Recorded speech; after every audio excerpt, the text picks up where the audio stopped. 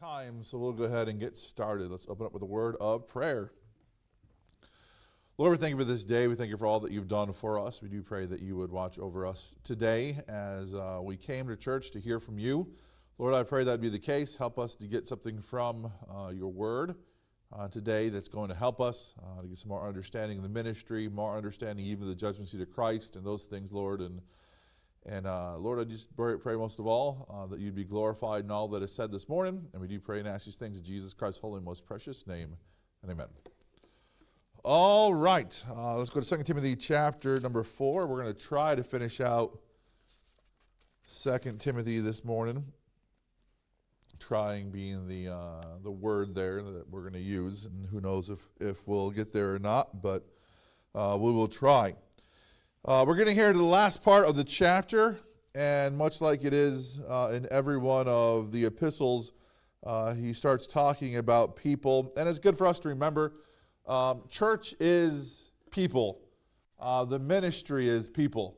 I think that's good for Timothy here in this pastoral epistle, but as well as just even to an epistle to a church, Paul always ended with different people.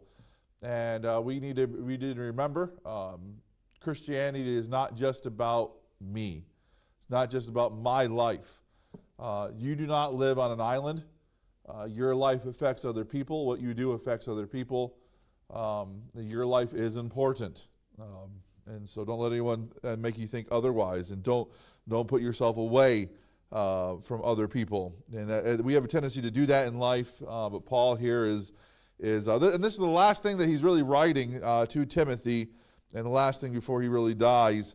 And so on his mind is going to be some people. Now, we got to verse number 10, I think is where we're going to start today. I don't remember exactly where we got to last week, but verse number 10, "For Demas hath forsaken me, having loved this present world, and is departed in Thessalonica. Crescens to Galatia, Titus unto Dalmatia, only Luke is with me. Take Mark and bring him with thee, for he is profitable to me for the ministry. And Tychus have I sent to Ephesus." And so here's some people here that he's talking to these are people that have help him minister to other people, and he's remembering them here at the end. And the call is he wants Timothy to come to him because he is alone. There is no one else to help him in the ministry. Besides Luke. I just want you to understand the ministry can be a lonely place, and honestly, there is much work that is needed for the ministry. I think there's one thing that we've done wrong with modern ministry, and I say those things a lot because it's just how things are set up and how we get to the place we are. But you ever notice in the Bible, when someone went somewhere, they went at least 2 by 2. I mean, it wasn't just Paul going somewhere. It was Paul and Barnabas. Then it was Paul and Silas. And then Paul got Timothy, and Luke is still with him during this whole time. If you read the book of Acts, Luke wrote the book of Acts, and Luke is there with Paul on these journeys as well. Paul is not going by himself. He is going with some other people. It is good to have additional people. And unfortunately, the mindset is nowadays is if let's say this example, a missionary gets called to go to the mission field. So we send a guy out by himself. I mean, he has his family, but I want you to understand, as far as the ministry goes, a wife's job first and foremost is going to be to take care of the husband and take care of the kids. Some of these missionaries, I know there's one missionary family that we pray for. I think it's what's the family that has like 20,000 kids? To Bulgaria. Matacheras, is that what it is? No. There's one, a lot of these missionary families have a lot of kids. It's like, well, how's the wife supposed to go out and help the husband do work and see people get saved and churches start and all that kind of stuff? How's he supposed to do that by himself? But yet we go ahead and we support missionaries and we send them out there. And I don't know how to change it. So I'm fine with it as far as if a missionary came here and we supported missionaries. I don't look at missionaries and say, well, you're going by yourself. Well, that's foolish. But I know this. If you've done work before, isn't it nice when you're doing any sort of work to have someone else with you? Ever try moving a sofa by yourself? Isn't it nice having someone else to help you move furniture? Isn't it nice to have someone else? When I do flooring, it's nice to have someone else there. And it doesn't only speed up the time, but sometimes I get in a position in flooring where I literally cannot do the job by myself. And I think the Lord, in that sense, has set this up for people to go out 2 by 2. If you look at some of these early modern missions, William Carey, missionary to India, he did not go out by himself. You have the famous one down in South America, Elliot, Nick Saint. There's about 5 guys that were working together to go to talk to the Auca Indians and minister to them. They were just as usual that you would send more than one person. And so that's kind of the case here. He's looking for people. Now, unfortunately for him, he finds himself in a situation. Go to verse number 10. For Demas hath forsaken me, having loved this present world.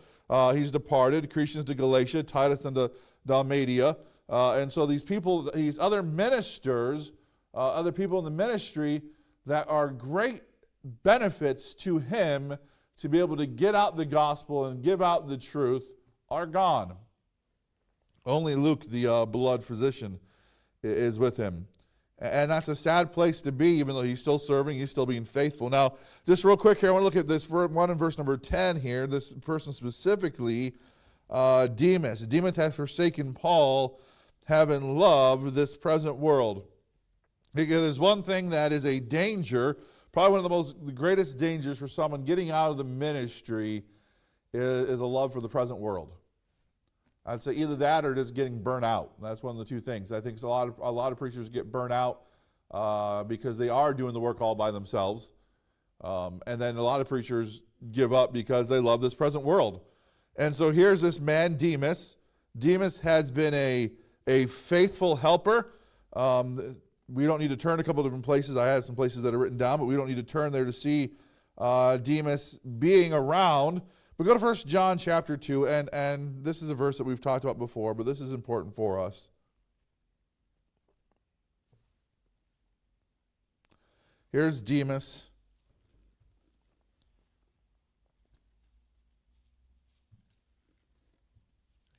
And here's a danger that the man of God here is forsaking Paul and forsaking the ministry and following Jesus Christ. 1 John chapter 2, and go to verse number 15 and 16 is what we're going to look at. Love not the world, neither things that are in the world. If any man love the world, the love of the Father is not in him. For all that is in the world, the lust of the flesh, the lust of the eyes, and the pride of life is not of the Father, but is of the world. And so Demas falls into that category there. The Bible talks about it is impossible for a man to serve 2 masters. You cannot love God and mammon at the same time. It's impossible to have the two. We try to walk the line as much as possible in order to love some things in the world and provide for ourselves, but yet at the same time try to serve the Lord. And if you realize in your life, if you're trying to walk that line, you can't do it. Once in a while you feel a pull to, okay, I know I should be doing this for the Lord, but I have this necessity. And a lot of times it's necessity because we put that necessity upon ourselves. But either way, here we have Demas, and Demas has forsaken. Why? Because he fell in love with the world in some respect. And somehow in verse number 16 there, he found himself with the lust of the flesh, the lust of the eyes, the pride of life. Something of this world was more alluring to Demas than it was than God was to him. That's where he found himself. And he has forsaken him. And that could be a hard thing. But I bring this up too because there's everything we look through, it makes me think of different philosophies and different kind of theological things. And so this makes me think of Calvinism. Now, if you're familiar with Calvinism, you know it's a heretical system that John Calvin created back 1400s, 1500s, whenever it was, a long time ago. And John Calvin's idea is, okay, if a Christian is really saved, he'll never depart from the faith. If a Christian is really saved, he will always want to serve the Lord. Not that he's not going to sin or do wrong, but he's not going to leave following the Lord. And so what happens is, what these Calvinists do, and they still do it today, is they look at someone and say, okay, you see how they're not in church anymore? you see how they're not following Jesus Christ anymore. They were never saved to start with. Well, here's Demas. Demas has followed Paul. Demas has served with Paul. In Colossians chapter 4, you don't need to turn there, but he's found in the Bible to be a faithful man, to be following the Lord. So in all accounts from the Scriptures, this man is saved. But here he walks away from the Lord. I just want you to understand you can be saved and walk away from the Lord. I really believe that. Like I said, a Calvinist won't believe that. A Calvinist will say, oh, well, if they're really saved, then they're going to follow and they're going to do what's right. No. You can always be fooled by lies. You can always follow your lust. I honestly think if you look at some people's lives like Elvis Presley, I think he was saved as a young man. But he just got caught up with the lust of this world. And he was the king, man. And I don't know how you deal with that kind of pressure. I don't know how you deal with that kind of temptation. I mean, if you were tempted all the time, you had a great voice and like all the looks, and people loved you like that, and you could make a lot of money, or you could work and sing in a church and never be recognized, and never have any financial benefit from it. Which one do you think your flesh would want to do?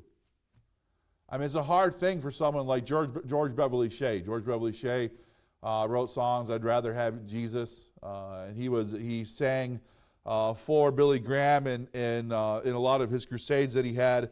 But he had an opportunity to make a lot of money, but he gave that up to do work for the Lord. Not a lot of people are like that. Do you know, you probably, hopefully you don't know the music, but there's a lady, maybe use that term too loosely, a girl, Katy Perry. She's a popular singer nowadays, I guess. I don't know any of her music or anything like that, but I do know she started out as a Christian artist. Whitney Houston started out singing in church. Do I think they were saved? They might have got saved when they were young. But the lust of the world, man, the love of the world, that pull that's there. You don't make money. You don't make money by being in the Christian sector. You make money by doing secular things. You make money by being out there. And there is a pull for those things. So I just want you to understand here. And what happened here? He lost his heart. He lost his heart. It is easy, and be careful for your own self, because it's easy to lose your heart. Your heart is where it should be, following the Lord, but something else could come in your life that can steal your heart. That's why the Bible tells us to keep our heart with all diligence, because we can lose our heart. Now, in chapter 4 here of 2 Timothy, go back to 2 Timothy chapter 4. So I see this Demas here. Demas is one that is mentioned. He has forsaken, having loved this present world, and is departed in Thessalonica. Now, Christians to Galatia, Titus on Dalmatia. Now, I'm assuming these other two, we don't have anything negative said about them. We have a whole epistle after this to Titus. I'm hoping he didn't give up and quit. But they're gone too. They're gone in the ministry. Sometimes people leave you. Because they fall in love with the world, and sometimes they leave you because they're going to serve the Lord. I remember when I got up to leave Ohio, my pastor in the last service we were there, he got up and he said, "Steve, the Juliuses are leaving. One of the great things in the ministry is to be able to see a young man grow and to start serving the Lord. But it's sad to see him leave. But then you're happy because you're seeing someone leave to serve the Lord. There's too many people who leave churches just to do something in the world. It's nice to see someone leave to do something for the Lord Jesus Christ. So these people are going out there and doing something, but it leaves him alone. Now in verse number 11, only Luke is with me. Take Mark and bring him with thee, for he is profitable for me for the ministry. So here's a man that he wants brought to him. His name is Mark. Now we find Mark in Acts chapter 15. Go to Acts chapter 15. Man named Mark.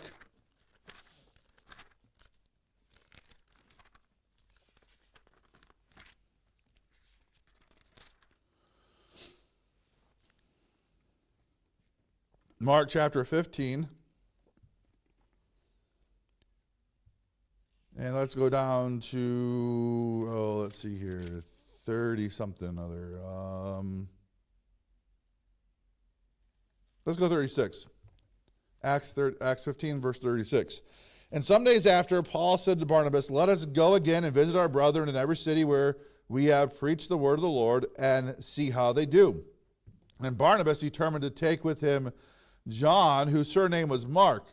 But Paul thought not good to take him with them, who departed from them from Pamphylia, and went not with them to the work. And the contention was so sharp between them that they departed under one from another. And so Barnabas took Mark and sailed unto Cyprus. And Paul chose Silas and departed, being recommended by the brethren to the grace of God. And he went through Syria and Cilicia, confirming the churches. And so here Barnabas and Paul, they're getting back to get on the road again, to go back to these churches that they've started, to visit the brethren who are out there, to take another missionary journey. And Barnabas is like, "Great, that's a good idea. Let's go ahead and do that. Let's bring this John Mark with us. Let's bring Mark with us." Well, the problem was Mark was out on the road with them before. And guess what Mark did? Mark gave up. Mark is a quitter. Why did he quit? I don't know. Maybe he fell in love with the world. Maybe it was too hard. Maybe he missed home. And for some reason, his heart was no longer in it, and he quit, and he went back home. You know what Paul said? "I don't want to take that guy. I have no use for a quitter. I have no use for a man like that." And Barnabas said, "No, I want to take this man. I want to give him another shot." Well, this contention was so sharp between the two that Barnabas and Paul broke up. Now, that's a sad thing. But what happened? I don't know what Barnabas and Mark did, but Barnabas did something with Mark. Whatever they did for the Lord, at the end of the day, it was profitable for Mark. Barnabas was able to take a man who was a quitter and help that man grow to become a man that was profitable. Let me tell you this. If you've ever quit on the Lord before, okay, you quit on the Lord. You know what the great thing about serving Jesus Christ is? Serving Jesus Christ is serving a God who is a God of many chances. And just because you failed yesterday does not mean God is done with you. You know, the brethren might feel that way. The brother might look at you and say, "Okay, here was a sin or something happened in your life," and they're going to say, "We're done with you. You know, we have no use for you." But God says, "Well, I have use for you." And guess what? Now Paul, at the end of his ministry, looks at this young man who he was done with, wanted nothing to do with him. The contention was so sharp that it broke his fellowship with another believer. Now he said, "Hey, you know that guy there? Bring him. He's profitable to me." Profitable. He's profitable for the ministry. That's what. Let me just tell you this: as a pastor, and what I strove to do before I got in the ministry, I've always just looked to be profitable. I just want to be profitable to the Lord. I want to be profitable to someone. I just want to be a help to someone.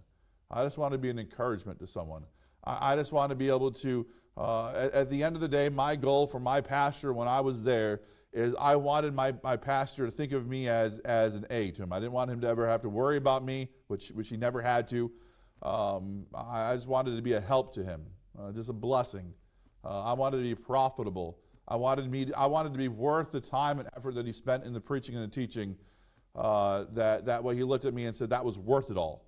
It was worth putting into this man because now he's doing something." And still, even though I'm no longer at Hope Baptist Church and Pastor Sal is no longer in the ministry, I still want to be profitable to him. I still want him to be proud of the work that I've done. I don't know if he would be or not, but I want him to be. I want to be profitable. Go back to 2 Timothy here.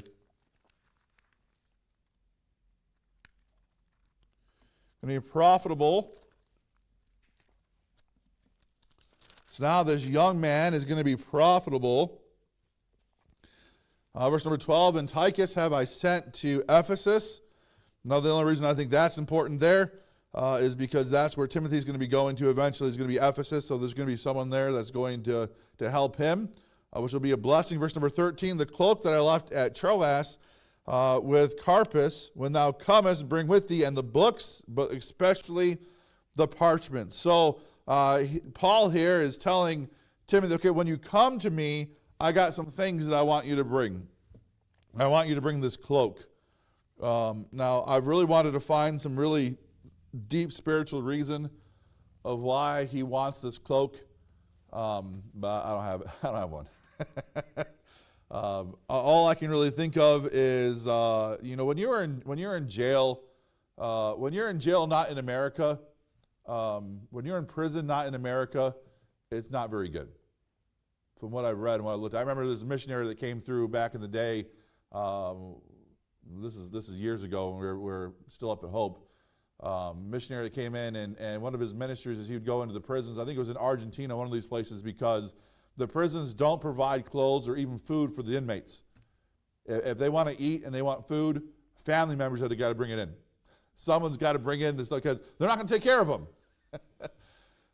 If you go to jail or prison in America, they give you clothes.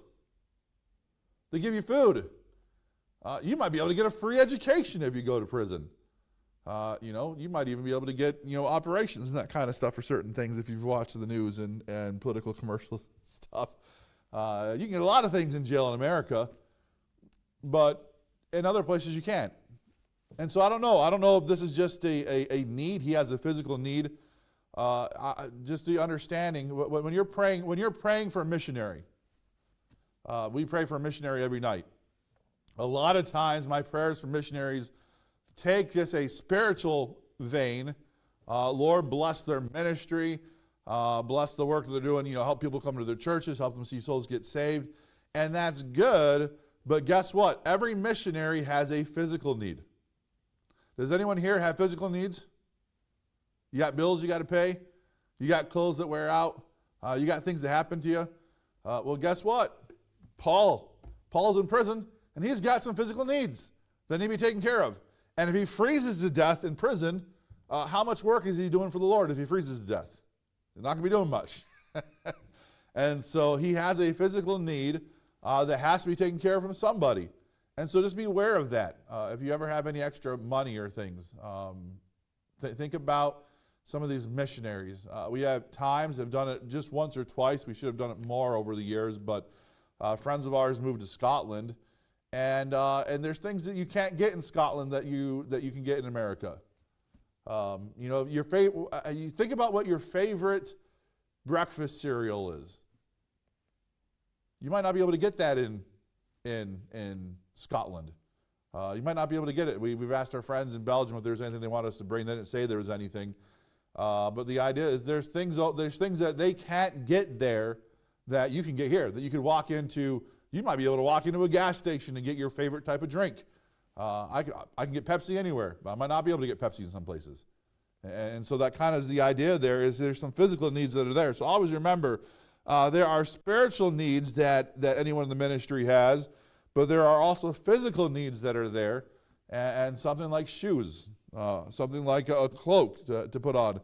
These are important things. So just think about that when you're praying for missionaries, or you're thinking about helping some missionary. Yeah, we want to send them gospel tracts. Yeah, we want to. What would be really nice? I got someone in my mind that I've always wanted to do it for, but I've never had the opportunity. I don't know how it would work, but I've wanted to for an evangelist that I know. I'd like to pay for them to be able to go on vacation. I've never been able to do that, but anyone here ever need rest? ever get tired? Wouldn't it be nice if someone just said, "Hey, why don't you go take a break? Why don't you have?" And the Lord might not give you that, but I want you to understand, missionaries don't have vacation. Evangelists especially don't have vacation, because if an evangelist isn't preaching in a church, how are they going to make money? Well, they shouldn't be about money. Okay, they might not be about money, but they still have to be about money. They still got to live. They still got to get gas in the car so they go to the next place they're going to preach at to try to help and minister to somebody. And so if they're not preaching in a church that week, then they don't get a paycheck that week. Well, it'd be nice to be able to give them and say, "Hey, I want to pay for you to have a week off." And I've always wanted to do that, never done it yet, but those are just things in my mind and my heart that I'd like to do at some point for some people. But those are just ideas. Now, look back at this verse. The cloak that I left at Troas with Carpus, when thou comest, bring with thee and the books, but especially the parchments. So here's another side of things. He wants the books, and he wants the parchments. Now, what's the difference between the books and the parchments? I'm really not sure.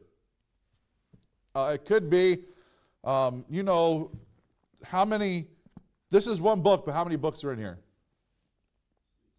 66 books. And so in Paul's time, they didn't have probably all 66 books. Well, they didn't have all 66 books together for sure, because Paul's writing one of them right here.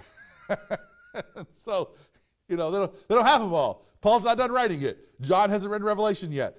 But we're blessed that we can have all 66 books in one binding.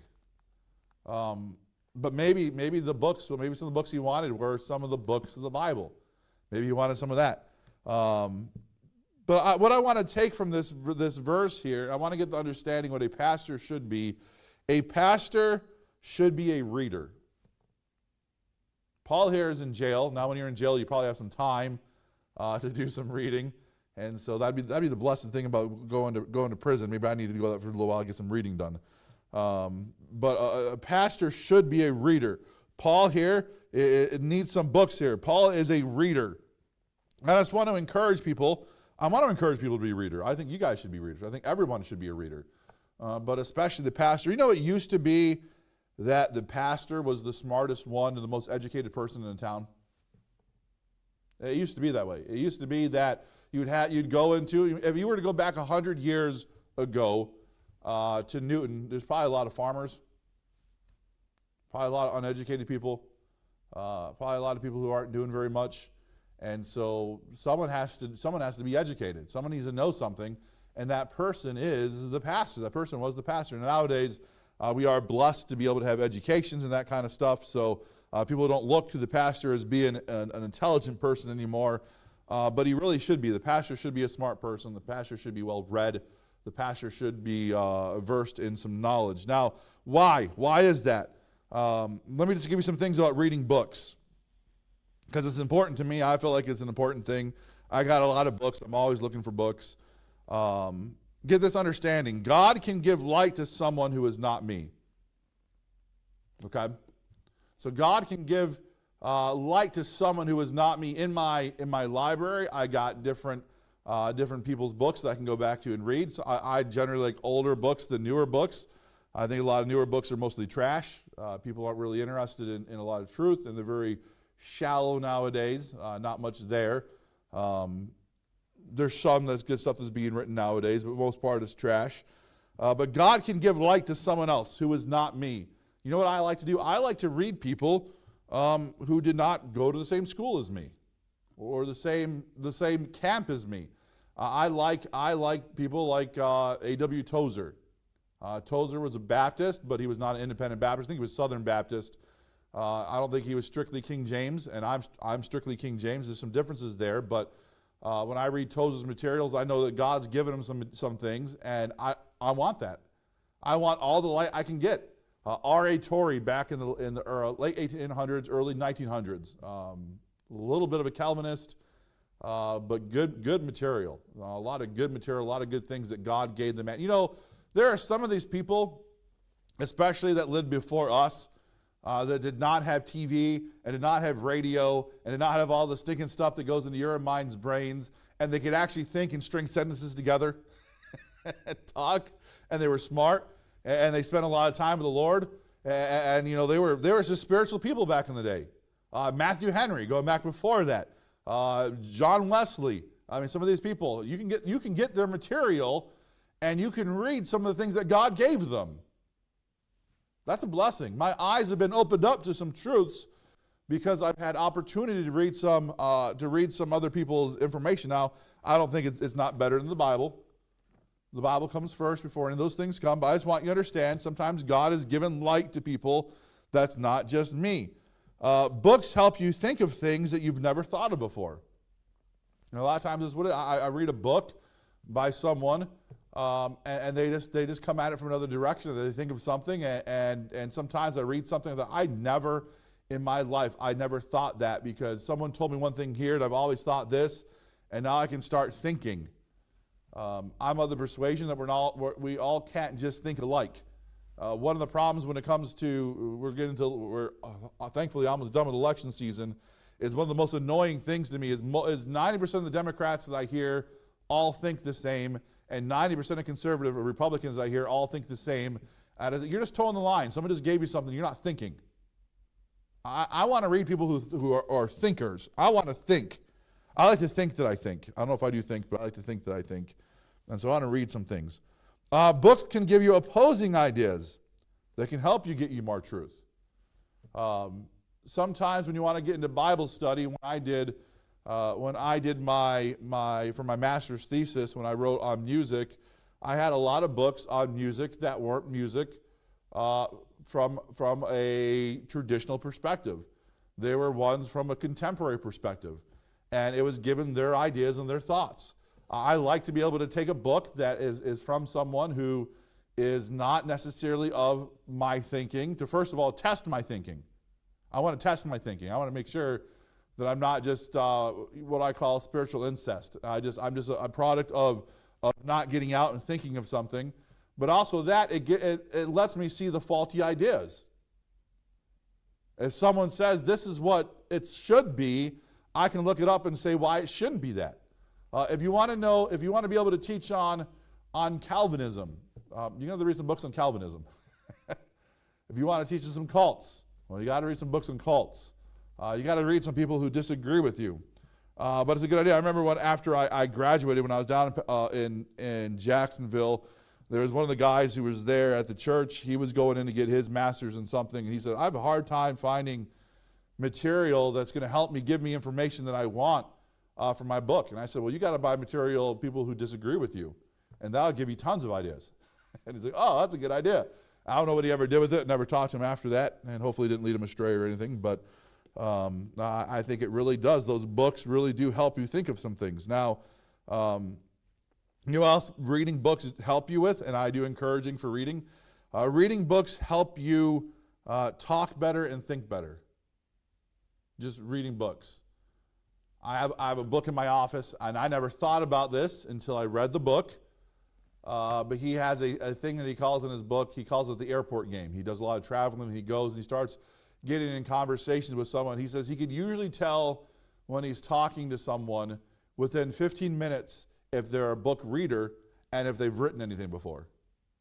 Because a lot of writers and a lot of readers don't have a lot of sentences where they start and they stop, which I do all the time, so I don't know what that says about me. Because they can clarify their thought process a lot more. Because you think a lot more when you're reading something, and it's a mental exercise. And you need physical exercise to live, but you need some mental exercise. And reading a book is a good mental exercise, and it keeps you sharper, and it keeps you better at communicating.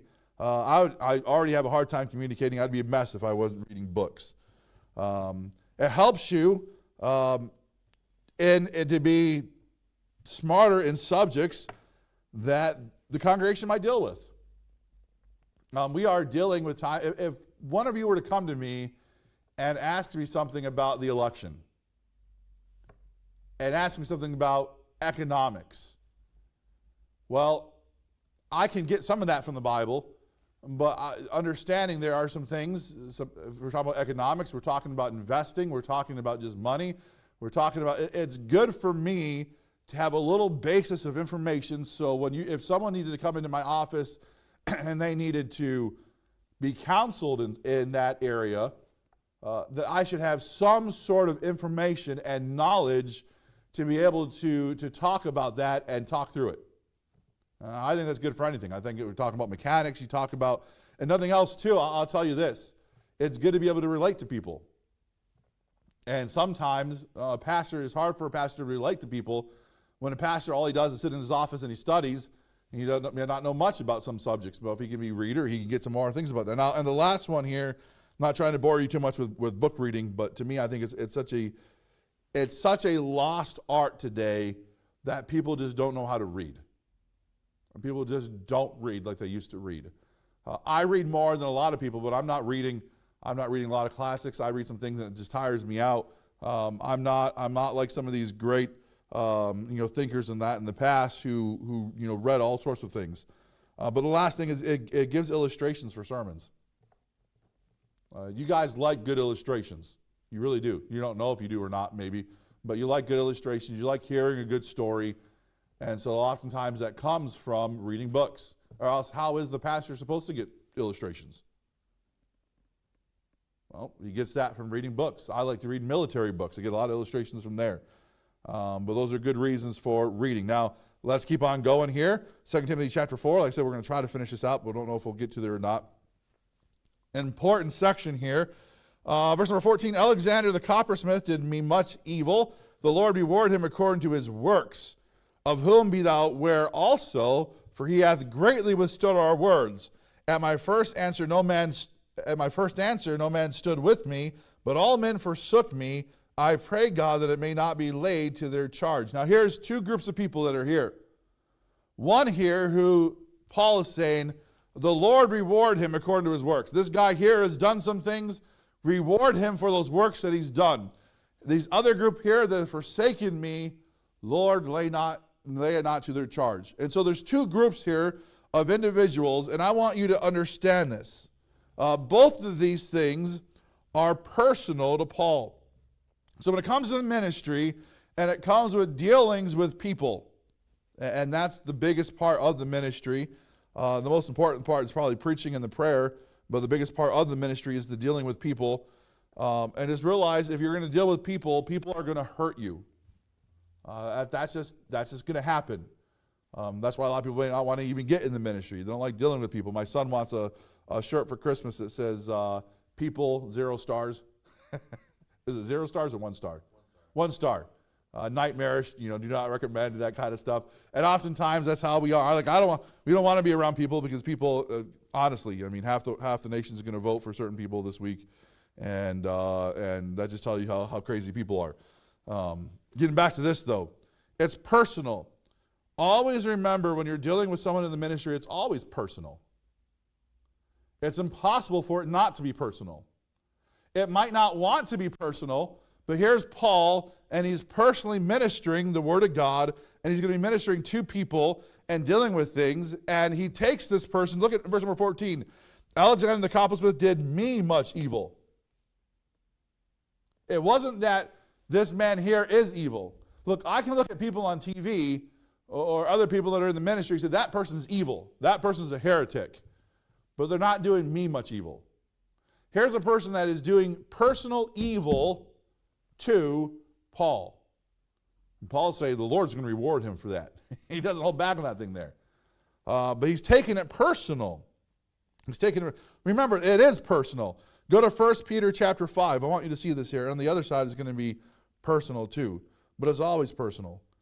I had a friend of mine one time, and he made a good point. He was dealing with some things business-wise, doing flooring, and he was dealing with a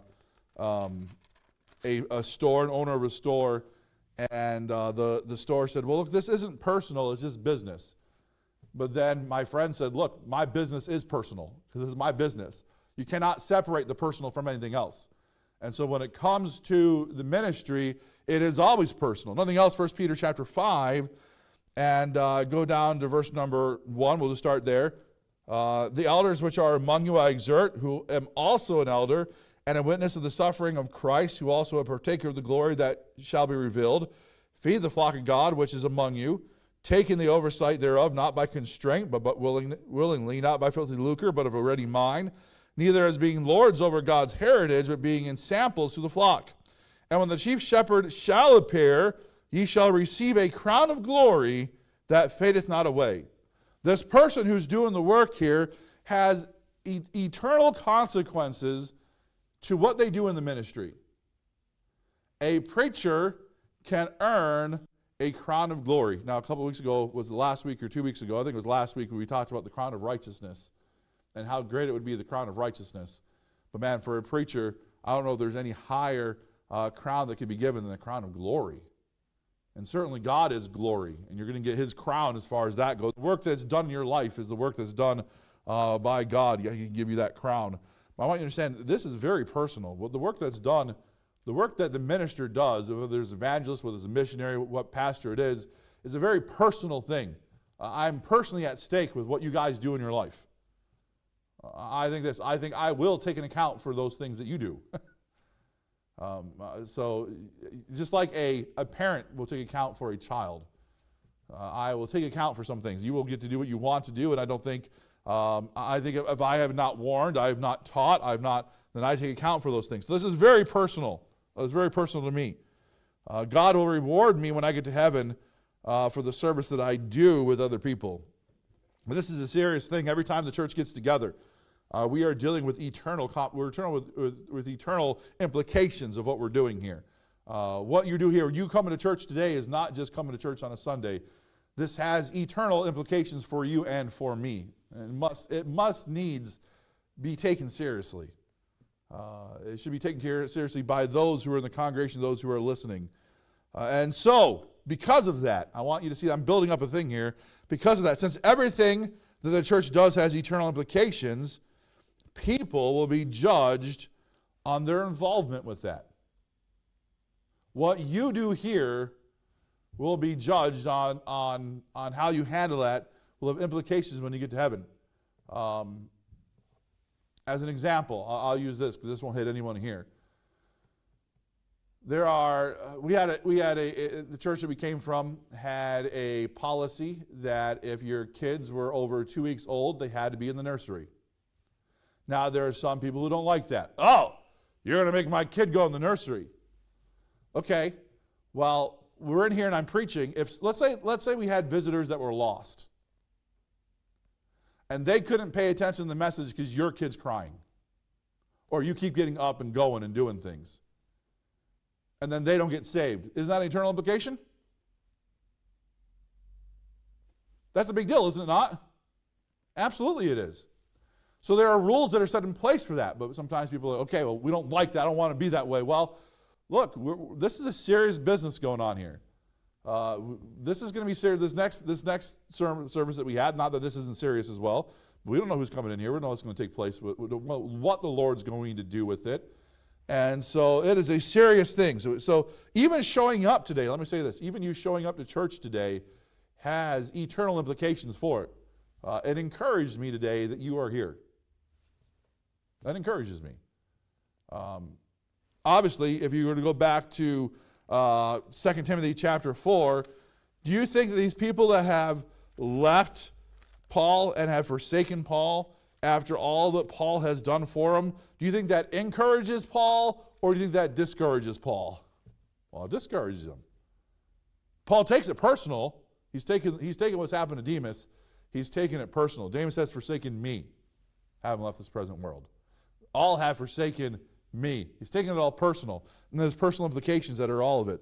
And so everything that you do, how you handle the preaching and what you do, respond to all that kind of stuff, everything that goes on here at church has eternal implications that are to it. And I'm not telling you this because I'm trying to twist anyone or make anyone do anything. I'm not trying to lord over anybody because that would certainly be wrong. So I'm not trying to do that. But so I see this here, that there are two groups that are mentioned. Go back to 2 Timothy chapter 4 here, and I want you to see this. This is important. Man, we're already running up on time. I thought I was going to finish today. So I had the thought. I'm going to leave you with that thought there because that took longer just to get that where I wanted to go with it. Next week we'll probably finish. But that's the other. There's two groups of people that are here, and I want you to understand, we don't ever really want to fall into either one of these groups. But one group's better than the other group. Because they are. If Paul has to pray that God does not lay something on their charge, then that means God is motivated or God is inclined, I will say, to lay something to someone's charge. So he's interceding for this group of people because God takes it seriously. So we're going to look at these two groups next week, and we don't ever want to be involved with one of those two groups. Let's go ahead and we'll stop and we'll pray. Lord, we thank you for this day. We thank you for all that you've done for us. We do pray that you would just help us be prepared for the message to come, Lord, as we need to hear from you. Lord, I pray that you'd be glorified in all that is done today.